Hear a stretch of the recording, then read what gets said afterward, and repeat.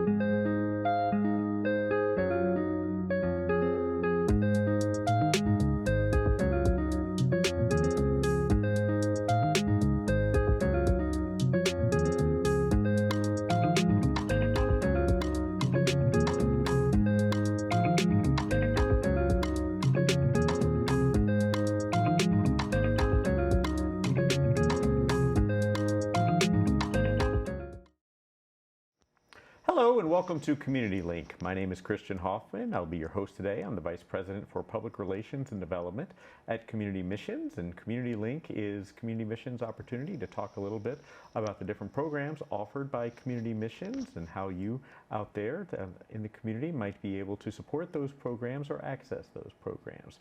I'm joined today by Shawna Dumphrey, who is our Administrator for Choices Intake. Thank you so much for joining us today. Thank you. And we'll touch base in just a moment. As we begin, I wanted to catch you up on a couple of different things that have been happening recently. So back about a month ago or so, as we tape it, we had our Evening of Compassion event. Thank you again to all those that supported that in some way, either by coming out or sponsoring or donating baskets and such. So thank you again for that. Our next big fundraiser that we'll be having is on July 21st. That is our golf classic that's going to be held at Niagara Frontier Golf Club.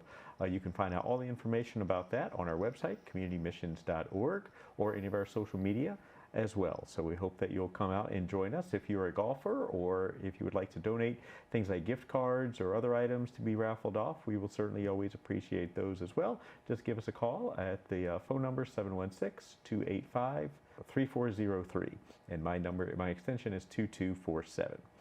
Also, always remember that if you or anybody that you know is looking for a career change, we have lots of job opportunities that are available at our website, communitymissions.org/jobs. And so there you can find opportunities in Niagara Falls, in North Tonawanda, in Lockport, or beyond even. And we have full-time, part-time, and even possibly consulting work that is there. So certainly consider us if someone out there is looking to make a career change or just looking for something more meaningful. We have a lot of different ways that you can help us out. So again, as I mentioned, to my right, I'm joined today by Shawna Dumphrey, who is the Administrator for our Choices Intake programs. Thanks so much for joining us again today. Thank you. Yes, so you do the intake basically for our mental health housing residential programs. So talk a little bit, what are our residential programs that we have? So we have 3 levels of housing. We'll start out with the community residents, which are similar to group homes in that people live and cooperate together in that atmosphere. They do have a medication room, so we'll assist with medications.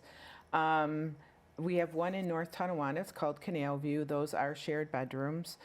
We have one in Niagara Falls Hanson House, which is single bedrooms. Staff are on site 24 hours a day.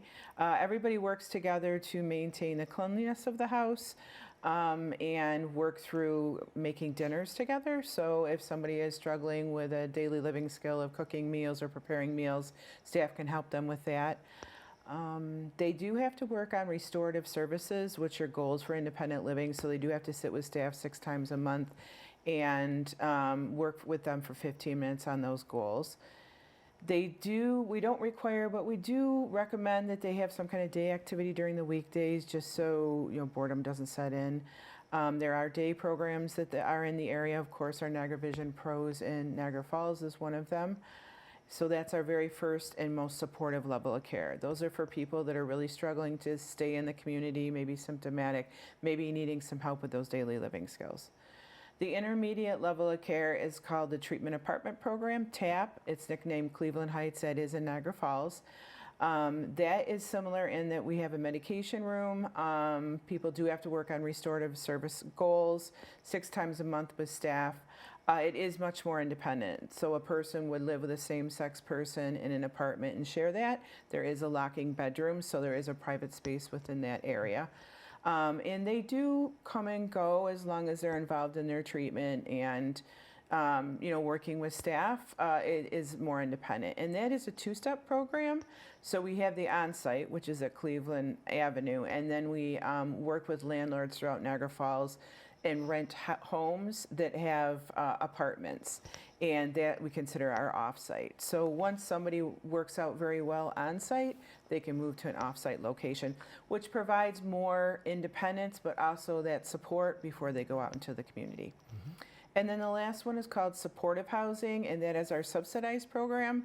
And that's where a person would get an apartment within the Niagara County area. We'd subsidize their rent. They'd pay 30% of their income toward their rent, and we'd provide them with limited case management. They would come in once a month, check on them, work on just simple goals, and call them twice a month. Wonderful. And so who are we dealing with? What diagnoses in particular might someone have, or who would be a good fit for each of the three different kind of programs? So we serve people with all mental health diagnoses, serious and persistent mental health diagnosis who are 18 years and older through every step of those programs. So people with schizophrenia, bipolar, anxiety, major depressive disorder, those are some common ones we see. But it really depends on their functioning level. So you can have somebody that's diagnosed with schizophrenia who their symptoms are pretty controlled and they're able to, deal with their daily living skills and maybe even work part-time, who could live in a supportive housing program. And then we have other people that may be diagnosed with a similar diagnosis who have difficulty taking a shower, so they would be more of a community residence. It's really more about functioning. We're always looking at functioning of where they would fall within those three different areas of housing. And we have residents that move back and forth between them, or once they're kind of set? We do. Most residents, if they start out in more supportive level of care, will typically move through housing into less supportive and eventually into supportive housing or into the community in maybe another subsidized program that isn't, associated with us. Once in a while, we do have people that do struggle at whatever level they are, and they may need a little extra support of the treatment apartment program or maybe the support of a CR. So, but that isn't as often as people moving from a more supportive environment into a less supportive. So you're out there doing intake all the time. What are the frequently asked questions? What are things that you're consistently answering for people, or what are people kind of concerned about when looking at something like this? So I would say the biggest thing people are concerned about is having to live with a stranger. Because only one of our programs besides subsidized housing has single bedrooms. So there's always a lot of concern about who they're going to live with, what that person is like, are they going to get along with them? So I would say that's the biggest concern. Also, oversight sometimes, even though somebody may not be functioning at an appropriate level for like the TAP program, the treatment apartment program, they may need a community residence. They feel like it's too much oversight. It's like control, even though they still are independent and they can leave the residence if as long as they're doing what they're supposed to be doing. And they can go for overnights. What we do ask they stay in program for a month, but after that they can sign out and go to programs, pre-pack, come back. Some of the programs they can have visitors. That's kind of case by case right now. So it isn't. They get this view that it's like a lockdown, and it's really not a lockdown situation. We're just talking, in fact, we have a few different residents from the different programs that come and volunteer with us as well. So certainly we encourage them to get out and do different kind of activities. Absolutely. Yep. So talk a little bit, let's start back at the community residence level then. So you mentioned about the bedrooms. Any other differences that you see between the two community residences? I think just location. So Hanson House is inner city located. It is on the property with the TAP program, so it's all one large property. Canal View is much more like smaller town, picturesque, right across from the canal. There's a bike path right there. So it just depends if you like the hustle and bustle of the inner city or if you like kind of a quieter location. Yep. Yeah, Canal View it is. Yeah. Very peaceful out there. It at is, least. yeah. That's what I see when I go. I mean, it may not be all the time, at least. It is peaceful. And then you talked about, specifically in the community residences, but you can expound as well, the restorative services and goals to try to move up. What does that really look like on a daily, weekly, monthly basis? So the goals that people are working on typically are, because we are focused on mental health, they will be working on understanding their mental health, building coping skills, and then eventually utilizing those coping skills so they can create a stability in their life to move on to more independent living. We do also deal with dual diagnosis individuals, so we can have people that come into our residents who are both have the SPMI, the serious and persistent mental illness, as well as a substance use disorder. So we will work with them on understanding what their triggers are and building coping skills and utilizing those. We also work on socialization. Say somebody really struggles to, get out and socialize with other people. We work on assertiveness training, which is if somebody has a hard time asserting themselves or maybe somebody over asserts themselves, we kind of train them or teach them how to interact with people but still be a strong self-advocate. We work on medication management, so they learn their medications, they learn the side effects, they learn the reasons they're taking the medications, and also learn to advocate for themselves when things don't quite feel right. And they also work on future housing goals, especially if they're in the licensed programs, the Canal View, the Hanson House, the TAP program. The staff are always talking about them, what they're looking at for their future housing. So. And then transportation is part of that process as well? Transportation is provided within the licensed programs, Okay. those first three that I talked about. Supportive housing does do transportation, but it's very limited and it's very planned. Okay, very good.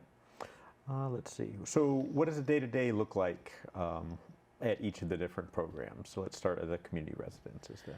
So for the community residents, medication starts everybody's day. So everybody comes to the med room, they take their medications, they eat their breakfast, and typically there's probably some kind of day activity that is planned. A lot of people do go to program, so they'll catch the van to go to program.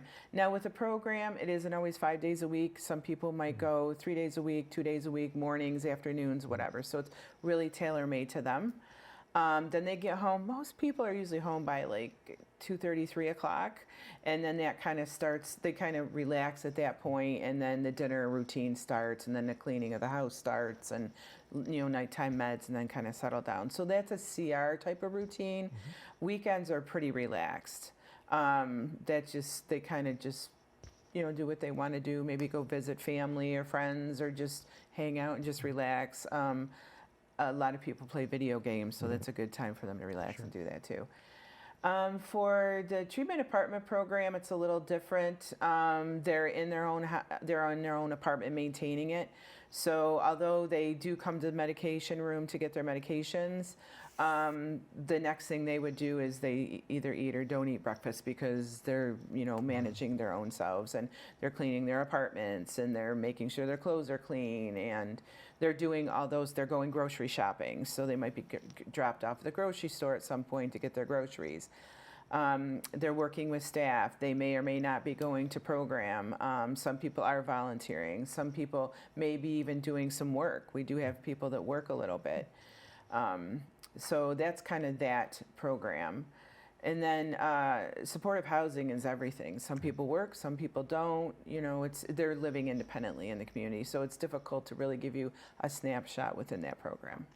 I just thought about, as you were kind of talking about, specifically in the treatment apartment program and keeping up with their apartments and such, how often do we have staff going in and looking at the apartments? Is that a daily or weekly or a monthly check, or as So I don't want to answer that question wrong. That's really a question for the housing administrator. All right, sure, no worries. I think they do weekly checks, but I'm not positive on that. But the staff do go in and check because there is a certain level of cleanliness we do have to have within the apartments, both on-site and off-site. I guess my thinking there, and that's fine, obviously, but it's not like we're in there every day having to No. check things necessarily. That there is the independence grows as the rest of the program does.